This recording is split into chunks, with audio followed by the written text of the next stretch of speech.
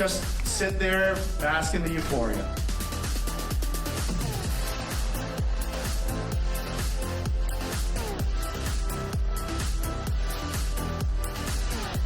Thank you so much, Canadian Film Festival!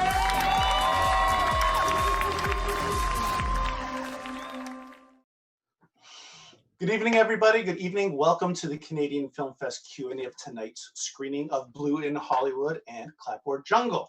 I'm here with a couple of the guys from Blue in Hollywood. We've got James Gangle, the writer and director, and Josh Reinhardt, producer, voice, sound composer. You guys probably did more stuff, right? Yeah, basically everything you saw was done between the two of us, pretty much. Yeah. I gotta credit my mom for there's that female character is Frida Kahlo, and her robe was stitched by my mother when she visited me in LA for a couple of days. No way. I know that. Family affair.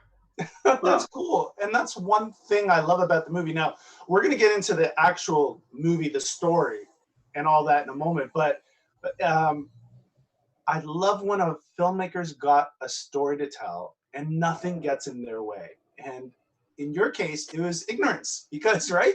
You didn't know how to make this happen. But you just said, well, screw it. I'm just going to figure it out. And you learned how to do stop motion, which to me blows my mind. That must have been so much. How did you do that? Well, a couple of things. Like it's I'll say this. I moved to LA, it'll be 4 years in July, and took a long time to get to adjusted and feel artistic again. And Josh and I went to this like just this arts festival in downtown LA, and I kind of looked at all this stuff that people were doing, and I'm like, you know, the difference between these people and me is that they're doing it. It took them tons of time, but they're just doing the thing.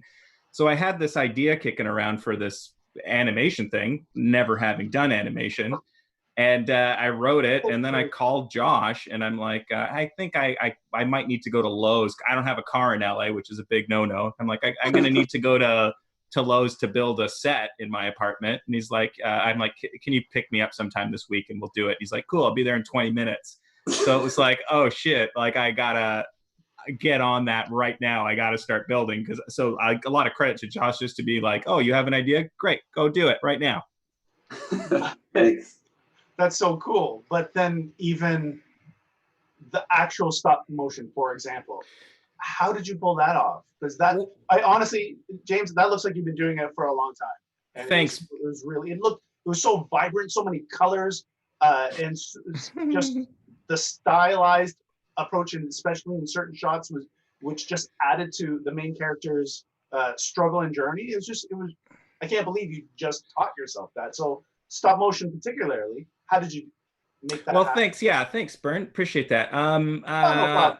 Hey, like honestly, so I've written a bit. So I've written for some children's TV. I have an idea. Like when the short film, I believed in the script, and then it was like, okay, how do I do this? And YouTube is wonderful for showing you how to do stuff. So like my puppets were very simple wireframe puppets, but you weave this wire, you bend this wire, and then you build the body around it.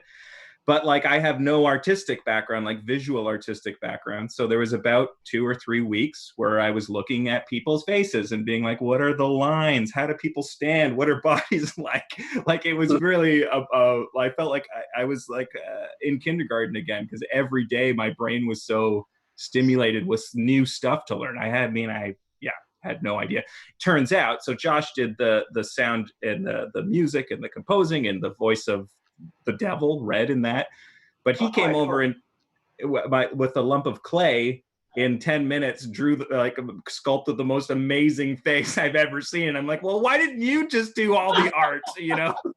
Because that is literally what you see in that movie is literally the best I can do. So it's very kind for you to be like, it's such a cool stylized thing. I'm like, that's the best. That is the best art I can do, you know? That's awesome. Yeah. Then the actual story then, I mean, that's got to be so autobiographical in so many ways, because, you know, you're in LA trying to make it in the entertainment industry, which is so crazy hard. So how's that, like, how much of that is true to life in, you know, what the character's feeling in that struggle to keep going?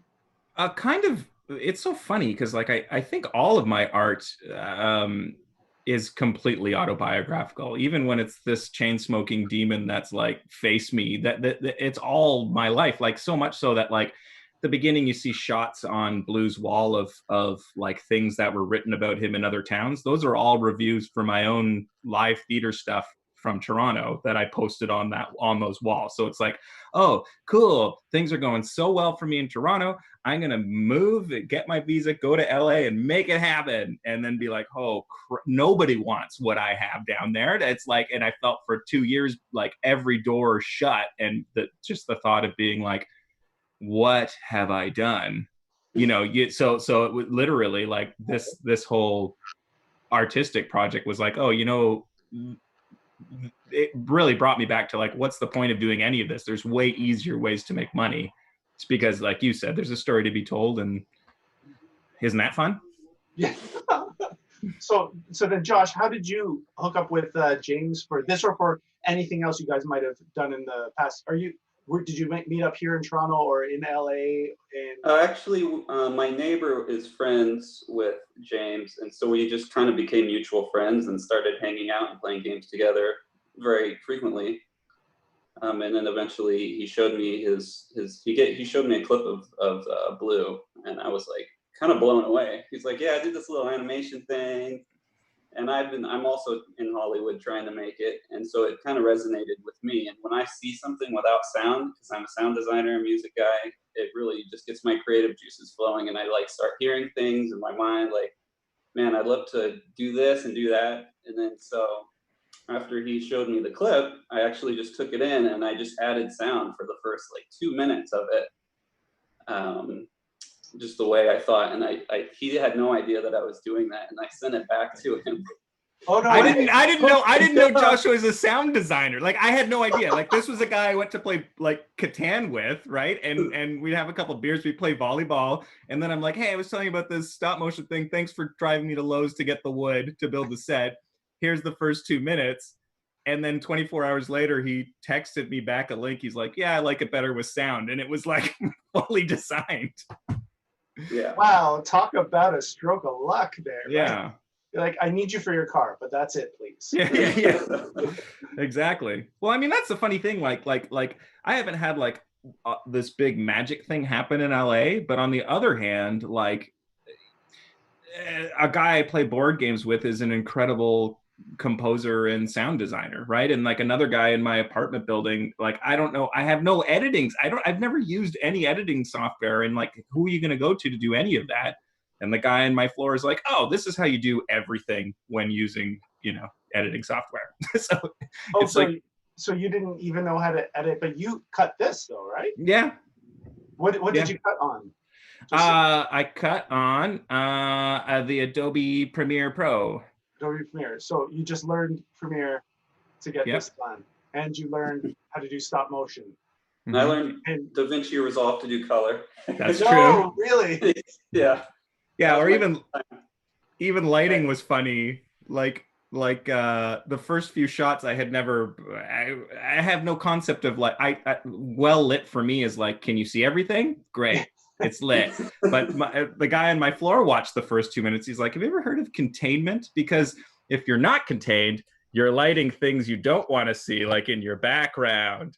But if you are contained, you're just lighting the things you want to see. So like just being able to be like, oh, that's a good idea. The rest of the project is like, oh, cool. Now I understand what I'm trying to do with my lights. So what camera did you use? Oh, my iPhone 7. You probably have a better camera right now in your pocket. That's incredible because it looks great. So guys, congratulations on making such a good movie, and thank you for being part of the CFF lineup this year. Thank you so much for inviting me.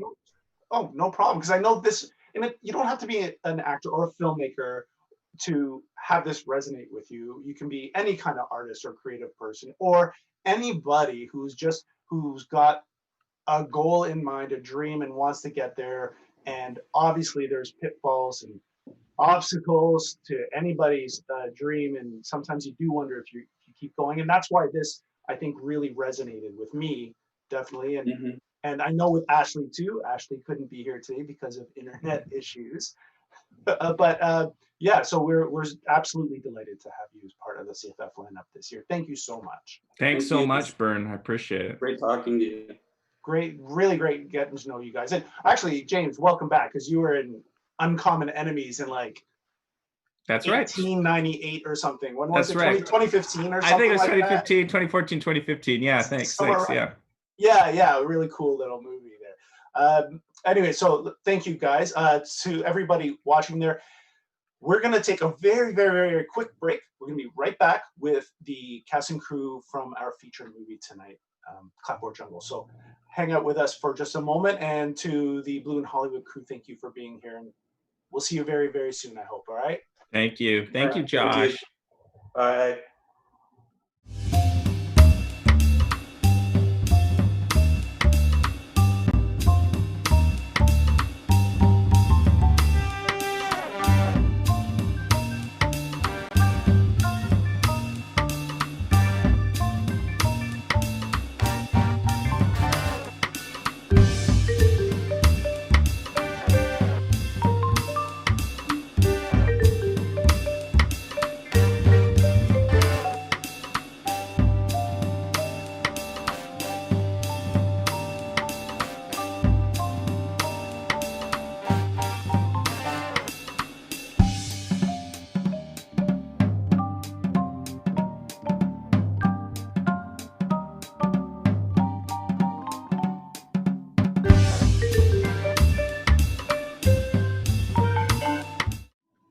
And we're back. We're back with the fine gentlemen from Clapboard Jungle.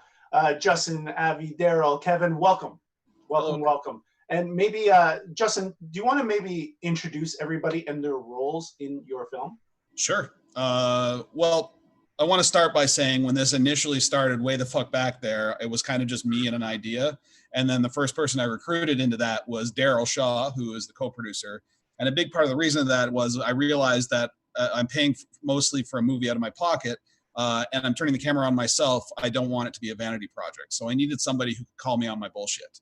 And that's what Daryl's main job was to, through the process, help out and give advice and send me long pages of notes on lots of different things, just so that I was removed from the process a little bit.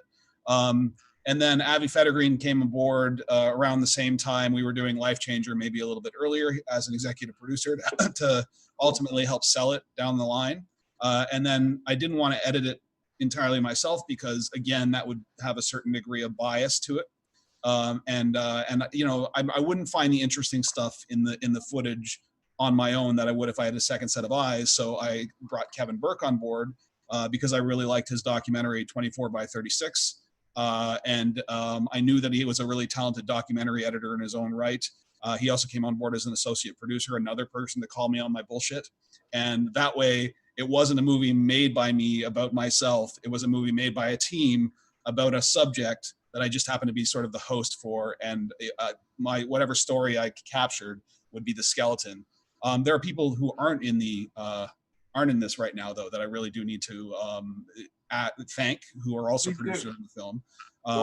One of our executive producers, Andrew Vandenhouten in the U.S., who is selling it for us there and has been part of the process, and some associate producers, Lee Barp or Leo Bomi and Brooklyn Bomi, siblings who came on board financially and helped through the notes process. Ali Chappelle, who early in the process of production for about a year or so really helped make it. She's an associate producer as well.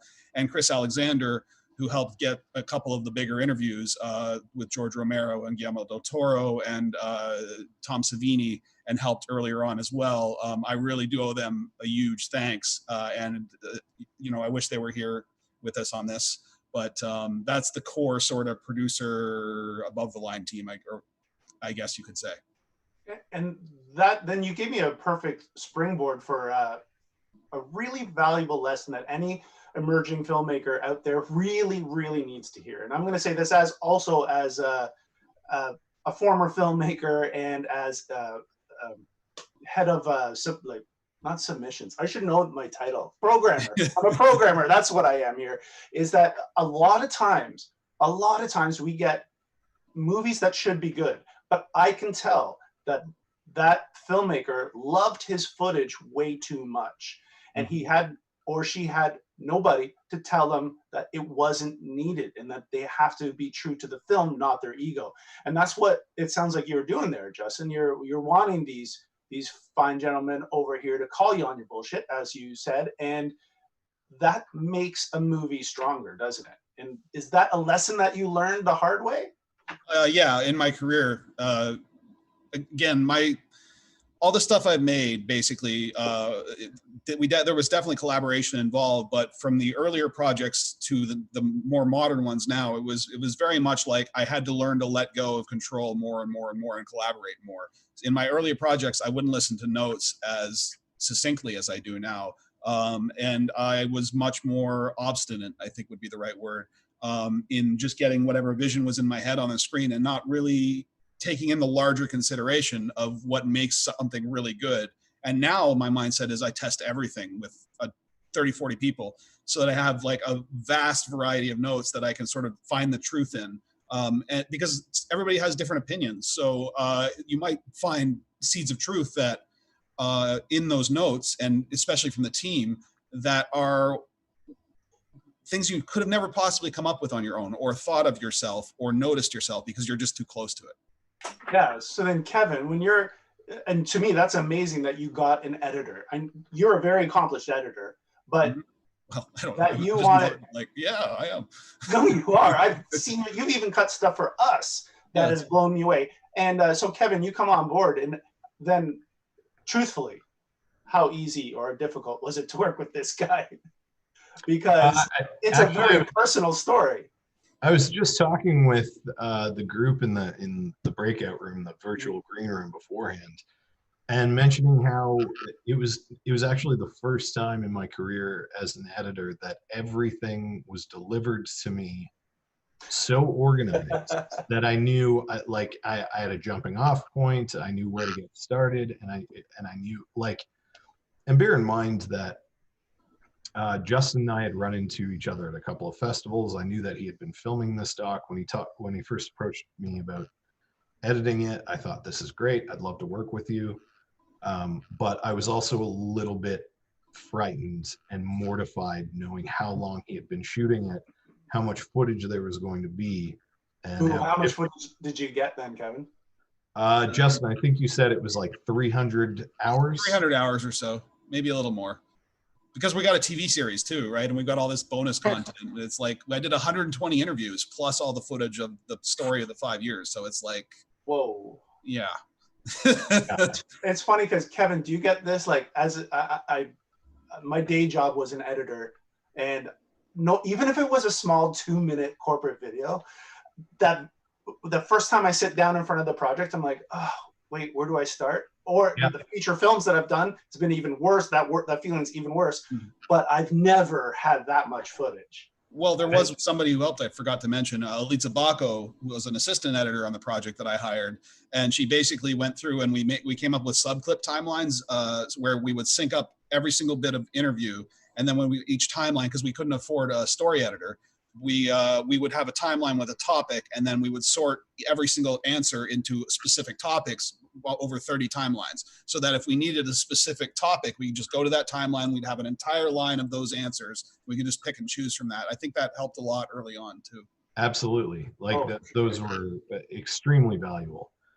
And yeah, it was a really fantastic process working with Justin and Daryl. Daryl and Justin would pop by my place every so often. We would take a look at one of the cuts and kind of where we were in the process, and then we'd have a discussion about we had a lot of discussions about the weight between the personal story and kind of the talking heads and the educational aspect, and we kind of tried to weigh those as well as we could. And I think where we landed was really the best spot that we could have.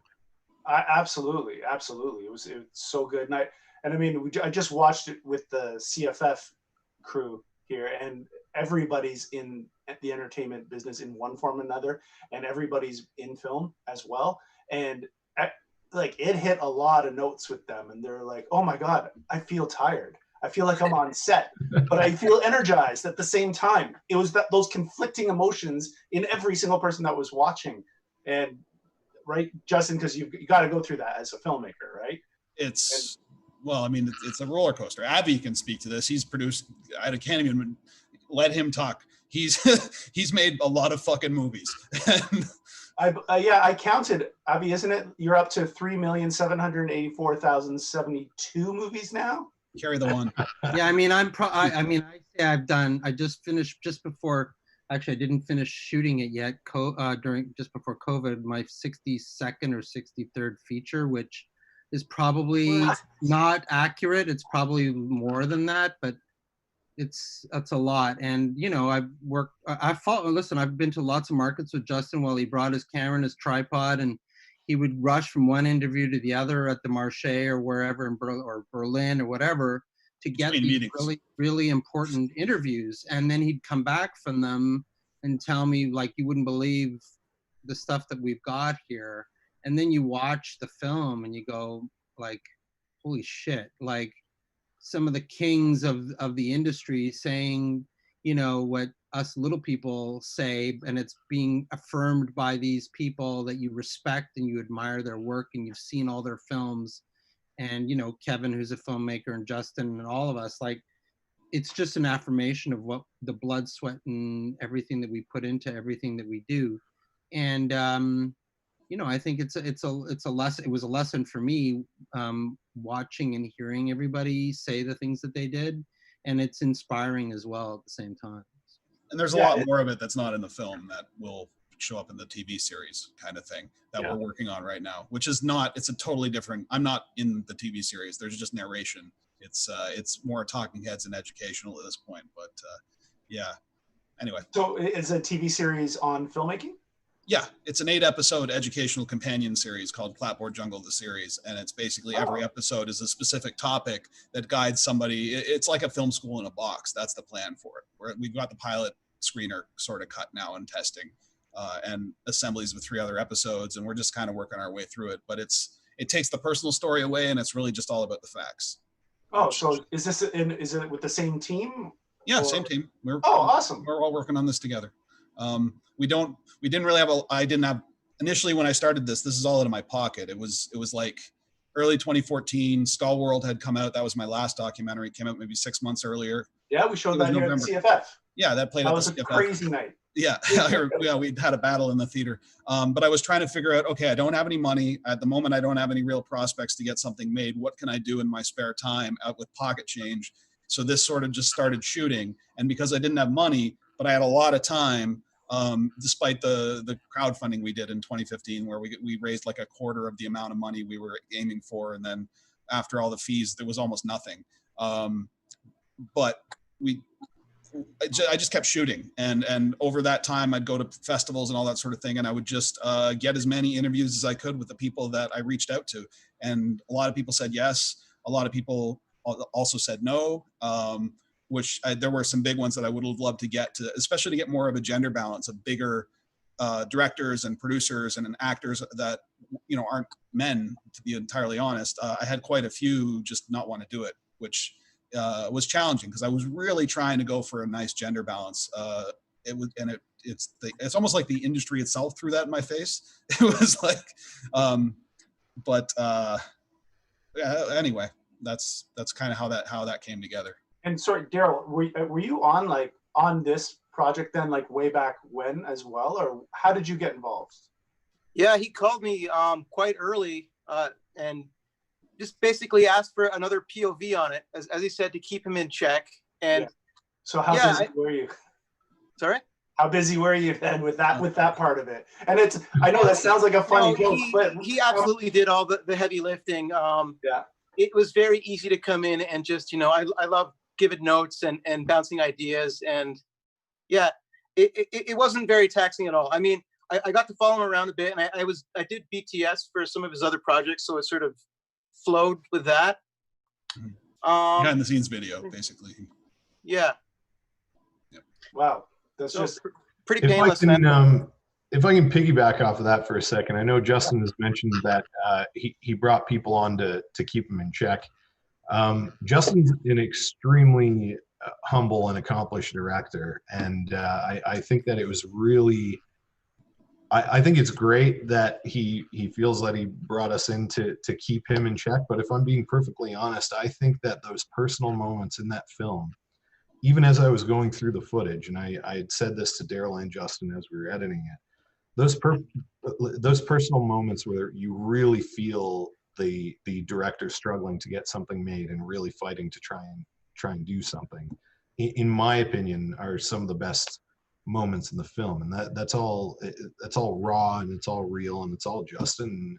And you know, he did go out of his way to make sure people kept him in check, quote unquote. But in my opinion, Justin's pretty, in check on his own. So I just didn't want it to feel like a thing where I was like propping myself up and like, oh, look at how fucking good I am. I wanted to be me. I wanted to come across like a human. I didn't want people to watch it and go, oh, that asshole made a movie about himself. What a douchebag.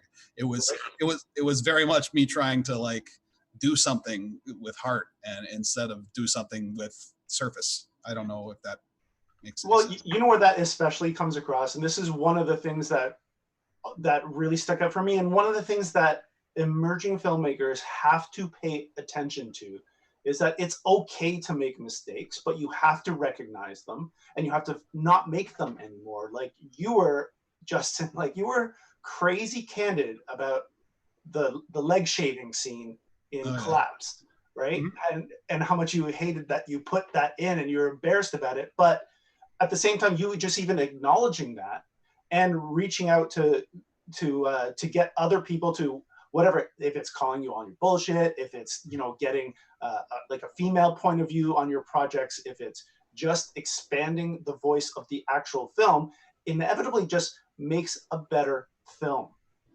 And there are so many people that have to listen to that. And they're either going to learn that or they're not. And if they don't, then their movies will never get better. You are one of those kind of people who you're just honest with yourself. And I love seeing that. But it's not easy though, I imagine, right? Oh, I'm sure I definitely have some kind of neurosis that, I'm not fully self-aware. That's everybody has some level of like detachment from reality where they see themselves as the star of their own movie. And I think that's in there in some way, shape or form. There's definitely narcissism there. There has to be. Well, I mean, you did make a movie about yourself. Yeah, I mean, yeah, for sure. But it was an honest movie. But that being said, I think that if you're not constantly trying to better yourself in life and learn from your mistakes and call yourself out on the things that you're ashamed of or the things that you feel like you could have done better, if you're not always trying to improve and learn and like research and just be better, what is life if not the pursuit of bettering yourself? And you get enjoyment and happiness out of that pursuit, I think. And otherwise you're just a rudderless ship. You're just sort of moving through life, which is fine. But if you're no, it's not, because if you look back on a younger version of yourself and you don't think you were an idiot when you were young, then you're still the same idiot. Yeah, I was, but it's more just like, yeah, exactly. If you don't learn, you just keep making the same mistakes. You're not really just evolving as a person. And and I guess it helps. Like Avi, I've known Avi for many years now. And one thing about him is he's intense, but he's patient. And in spite of the intensity, he calms me down when I'm around him in this weird way. And I don't understand why you do, Avi, but that I also saw in the movie, how you were like this, you were just this pillar of calmness in so much chaos. So how was that like when Justin's just about to have this break or just about to have that break and things fall down and you kept him going forward? But how easy or difficult, or how do you do that with filmmakers? Make sure that they keep going. Well, I mean, everybody that knows me and that has worked on shows with me, they know that, like, if I say I'm going to do something, I do it. Like Justin and I had tried so many times to get Life Changer made. We were at the pinnacle of green light button being pushed twice or three times before. And we would have these phone calls where and you know, it's depicted in the movie, or it's shown in the movie where like we're this close to getting it made, and the financier, the 11th hour, decides they're going to pull out. And I just said, it's gonna happen. We're just got to be patient. And I made a phone call to somebody and convinced them to look at the package, and they came in, and we had our money to make it. And it was like, you know, Awesome. the confidence that that Jen and Emily and Warren and I had to, and Laura, to make things I do for money. Same thing. Like, Yeah. look, I mean, you know, no is not an option in our business anymore. It can't be. I don't listen to any of the rhetoric anymore. And if a funder that says no, then we'll just, I mean, and look, we went to Telephone. We needed a small portion of money to make the film, and they said no because it was horror. And we said, okay, fine. Well, we'll figure out a way to do it. And we did. And that's just the mantra now. Like, we just trudge forward and we do it. That's another. I can't get wrapped up into the minutia of nonsense anymore. It's just, if I'm gonna make a movie, I'm gonna make it, and get back, because the train's moving, and we're just gonna move forward until it happens. And I think there's a stigma. I'm sorry. You can go ahead if you want. I was just going to say. It's like, I'm scared of him and I want to hug him at the same time. He just confuses me all the time. What were you going to say, Justin? I was going to say there is a bit of a stigma when it comes to being a Canadian filmmaker, in that a lot of people go forward in their career and think, oh, I didn't get Telefilm, I didn't get Harold Greenberg, I didn't get TMN or whatever. Sorry, Crave now. The project is dead in the water. I'm not getting it financed. And the reality of it is you can look outside Canada. There are thousands of possible options. It's just convincing those options that, hey, come invest in our tiny Canadian movie, or our bigger, like Mark of Cain is, you know, we're supposed to shoot that in Australia for like a lot. And anybody's guess now with COVID, but we got we're really, really close to that just before the world fell apart. So it's like, there is opportunity outside of Canada, and I think that strictly Canadian mindset is detrimental to a lot of people's careers. Yeah, and you know what? On that exact note, I have heard that too. I remember one time, literally, as filmmaker told me, "Oh, I didn't get the Bravo Fact grant, so I can't make my movie." And I was like, "No, that's not how it works." And hopefully, we did one thing in our industry series panel yesterday, about co-productions. And just that, and how to get, like, how for a Canadian filmmaker, how possible is it, and what are the avenues you need to go through to get co-production or international financing, whatever. So if anybody wants to, just check out our industry series video from yesterday. It's very, very informative. But it sounds like that's what you guys did. And the thing, and sorry for interrupting, Bern. Like, for me, it's like, how badly do you want to make it? Like, how bad? You know, in the green room, Kevin was talking about a project he was doing, and he said, well, it just didn't come together, so we're moving on to other things. But why? And what can we do to turn that around so that you can make it? Like, no is just a word. It means nothing to me anymore, and it means nothing to Justin and many of us. We live in an indie world where everything is possible if you believe in yourself and your project enough to do it. So let's just do it. I agree. Hey, that's why we're here in beautiful Super Channel land this year, because there were a couple of weeks there we did not know what we were going to do, and I was scared I would lose all your amazing films. But I'm glad. Thank you for sticking with us. Yeah, well, really appreciate that. You pulled together something kind of crazy here, and in a fortuitous enough way for these films that you know, you might have pulled them out of obscurity to some degree, or at least given them the next step to both. Anyway, I'm not going to talk about the details of the deal or anything. But I mean, the bottom line is that, you know, and I'm glad that we're talking about this, because, you know, the life that was the sales, the wind out of the sails was being taken out because of this. And the films that had this ability to be presented in front of your fantastic audience that you always have on every year that you've been doing this amazing festival, and the support that you give to indie Canadian film is much appreciated. And you've just like stepped out of yourselves to create such an amazing opportunity for all of us. that we can never thank you enough for, to be honest. And we're forever grateful for the platform that you've allowed us to present our films this year, and for all the past years as well. Like, without your festival, many of us wouldn't have a platform to showcase our films. So thank you. That's why we're here. And thanks for wearing all those amazing articles of clothing there, Avi. You're looking good, man. Do you have like a suit now that makes you look like the Don Cherry of film or something like that? Like, I'm considering it. I do. But just don't end up with his politics, and we'll be okay. Anyways, okay. Well, listen, guys. Thank you so much for being part of the festival lineup this year. It was just the perfect doc to put in our festival because of all the emerging filmmaking talent that comes through our doors. Well, now virtually, but still, really, it was a pleasure having you guys on board. Before we do say goodbye, though, I do have a couple of questions. Maybe I'll throw out at you guys coming from Internet Land. Yep. Oh, here's one, and I didn't even know about this. Somebody's asking, I want to know, and I didn't know about this until your film, but I want to know more about Justin's first ever high school feature film. Is it available on VOD or anywhere?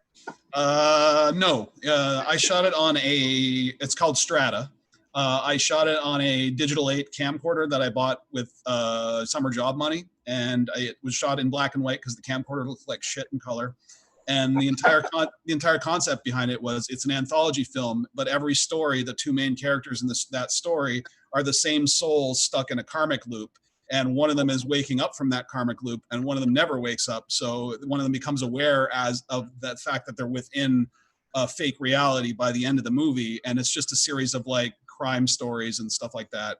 But on top of that film, Strata, that year, which was 2000 when I finished that, the year 2000, it was my graduating year of high school. I set up Halliburton Highlands Film Festival that year, which I basically work to do so that I could put my work on the screen in front of the school, and then got a bunch of other people's work to put up on the screen as well. And we had a whole bunch of people making movies. That's hilarious. Justin, yeah. I did the same thing. The very first Canadian Film Fest was actually called Burns BYOB Short Film Festival. Oh, really? That's great. But yeah, that's what it was. And I casted my teachers. I got my favorite geography teacher, and I had him say fuck a whole lot of times, which went over great in front of the school. And a lot of my friends, and I'm in it. I get my throat slit because I'm a drug dealer of some kind. But it's not on VOD. The music's original. We didn't use, I could put it there, but I wouldn't put it for purchase. I think if I ever release it to the public, it'll just be a YouTube with an intro for me saying, hey, I made this thing when I was like 18 years old. Judge it through that lens, and it'll be something like, when Edgar Wright released his first high school movie, which is significantly better than mine. I'm just saying right now. But that's how I would do it. I would never monetize it because I don't see anybody paying for it, to be honest. I'll give you $5. Just put it up. I just want to watch it. I'll put it up there. There was actually VHS copies of it though that were in like Suspect Video before it burned down on Queen Street. What? And yeah, seriously. And when I first moved to Toronto, I was like, hey, I made a movie, and they put it on the wall for rent and stuff like that. But that was like one of those. Daniel, who runs iStar Cinema, was one of the first people in the city who was like, hey, you're a movie, it's a feature, and he puts it on the wall. And that was like a big confidence booster in the early 2000s. Sure. So I owe Daniel a lot for that. But yeah, that's the story of my first feature. I also made shorts in high school as well, and I do documentaries for classes. That's kind of just where it started. And in stop motion. I used to do lots of stop motion. Oh, cool. Okay, one more question then before we have to say adieu. How did it feel? This is from somebody on YouTube. How did it feel traveling to all those different festivals, and also what is your next project? Because must have got a kick out of being at all those huge festivals, and the smaller festivals. And a lot of it was on my own dime, but some of them would cover airfare, some of them would cover hotels. But gradually I was able to, because I run a post company, I just put a bunch of money into the trips. But I really did enjoy the travel a lot. I love traveling. I love seeing a lot of the world, and the older I get, the more I was able to do that. And now I don't know what the future of that is, but It was great. It was a really great feeling. It was awesome to go to a place like Finland, and then I show up at the theater for the festival, and some fans who saw the movie somehow have built like a full lobby display of something from the movie, where they've actually built a scene from the movie as a lobby display, and you're like, what? That sort of thing. Or going to Busan in South Korea and playing in front of, like, we opened for the Halloween remake a couple of years ago, directly in front of, like, I don't know, 1,000 people or something. About 1,200 people. Yeah, it was crazy. Wow. Yeah, it was crazy. Like, that stuff was great, absolutely. But at a certain point, I'm happy to get back on the road. But at a certain point, after I'd done like 37, I'm not a good flyer. I don't really like flying. Like, I'm a little nervous.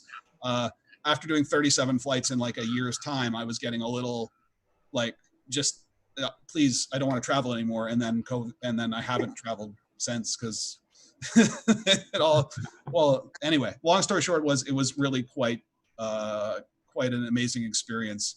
I used to do travel show shoots to like Russia and China in 2008. Oh, cool. Every time I travel somewhere, it always feels like my world opens up a little bit more, and I get a little bit more accepting of what else is out there, and I get a little bit more understanding of what else is out there, and a little bit more empathetic.